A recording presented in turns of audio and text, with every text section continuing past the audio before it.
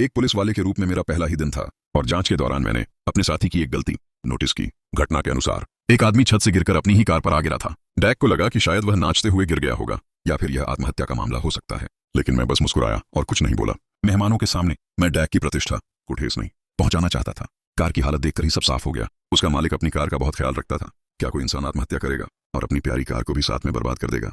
फिर मैं घटनास्थल पर गया। जिस तरह फोन होल्डर गिरा हुआ था उससे मुझे एक ऐसा अहम सबूत मिला जिसे पुलिस नजरअंदाज कर चुकी थी।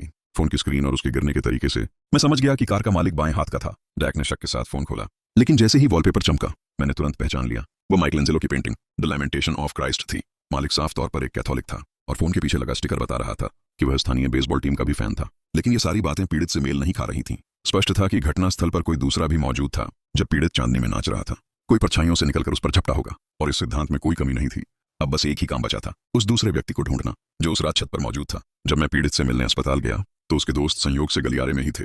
मैंने तुरंत दो बाएं हाथ के लोगों को पहचान लिया और एक कैथोलिक को जिसने गले में लॉकेट पहन रखा था। लेकिन सबसे अहम सुराग एक आदमी के टैटू से मिला। उसमें बेसबॉल की सिलाई बनी हुई थी। डैक ने तुरंत उसे पूछताछ के लिए बुला लिया। उसका नाम रॉन था। बाकी संदिग्धों की तरह उसने भी सब कुछ नकार दिया। उसका कहना था कि वह और पीड़ित भाइयों की तरह थे। उसे छत से धक्का देने की कोई वजह नहीं थी। मैं खुद को रोक नहीं पाया और बाहर से चिल्ला पड़ा, इतनी बेकार बातें क्यों कर रहे हो? बस फोन दिखाओ और साबित कर दो कि रॉन उस रात छत पर था। पुख्ता सबूत सामने आते ही उसने आखिरकार मान लिया, लेकिन फिर भी उसने धक्का देने से इनकार कर दिया। उसने कहा कि वे दोनों डांस की प्रैक्टिस कर रहे थे। तभी अचानक एक परछाई आई और उसके दोस्त को धक्का दे दिया। लेकिन इस दावे का कोई सबूत नहीं था, इसलिए पुलिस ने उसकी बात नहीं मानी। सीसीटीवी फुटेज में सिर्फ कार को गली में घुसते हुए देखा गया था।